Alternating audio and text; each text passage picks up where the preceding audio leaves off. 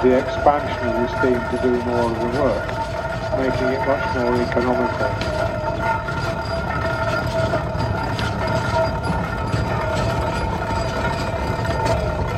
The early engines worked on quite a low pressure of steam. I think Margaret worked on 150 psi. Then they progressed to about 180, and then to 200. The later engines worked at 200. And then you get into all sorts of...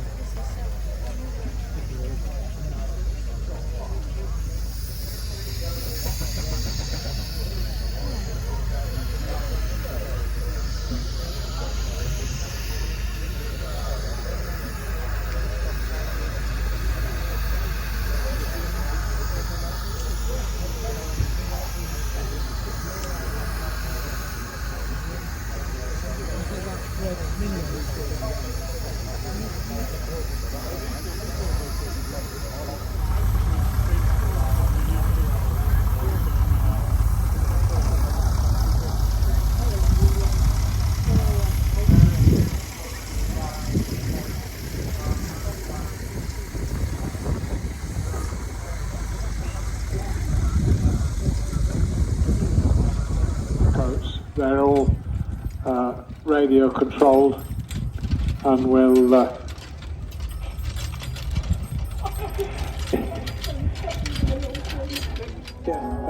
they knew the form exactly. I remember as a small boy staying in London in the days when the milk carts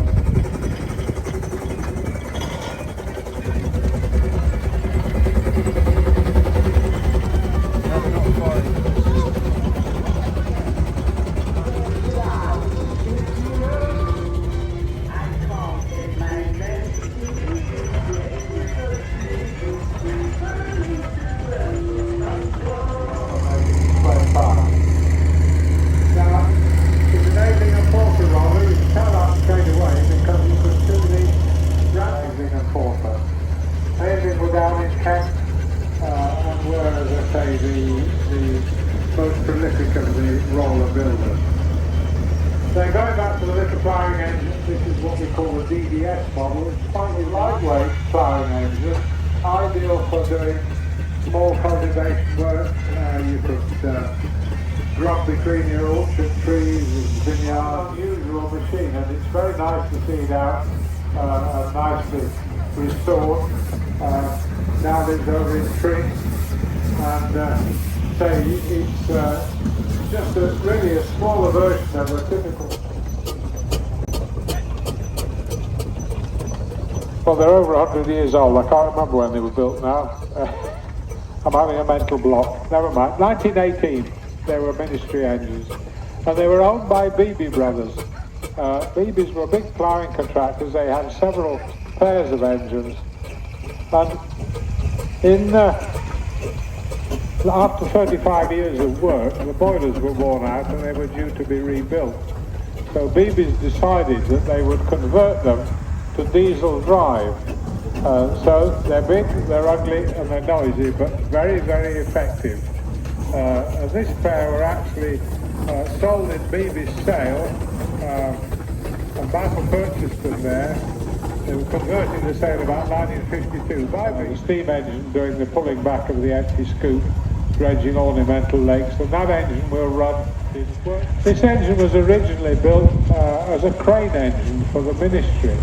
It would have had a jib on the front and a block and tackle for moving loads with timber, like this Chris Moore has done with that Marshall.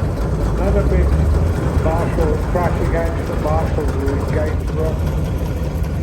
And then it was Morris and Sandford, so on, down to the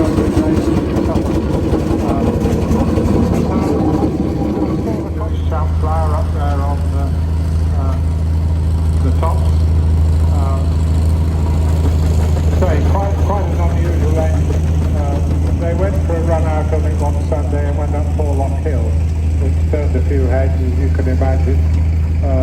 They also took the other engine, the big engine Hercules, this McLaren, which is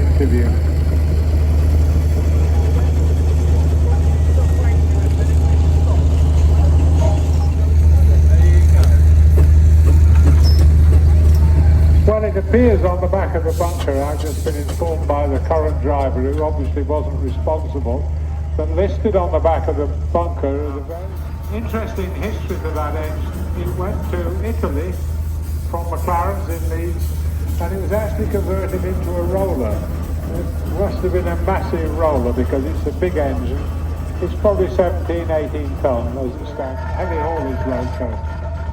McLaren's built very, very tough, very strong engines. A lot of them went to New Zealand and Australia, where they worked very hard and received a lot of abuse and survived. There's one that's come back very similar to Hercules, which went out to Patagonia in South America, went out in a crate. A man accompanied it on the ship, and when it got there he assembled it, drove it out to the sheep station where it spent its working life, and then it came back to the country and was rebuilt and is now rallying. Again, very similar to that big McLaren. Transformers, that sort of thing. You'd often see 3 engines on the job. They probably only needed 2 to pull it, but they needed 3 to hold it back down the hills. So, as I say, that was their biggest disadvantage, really, was their ability to, because there was very rudimentary brakes, both on the engine and I knew well. He walked from Glasgow to South Wales on more than one occasion, accompanying a trailer as a trailer brakeman. He walked alongside the whole way, except going over the old bridge in Ross-on-Wye. He didn't think that bridge was strong enough, so he used to wait, catching him with the rope all crossed and not coiled properly.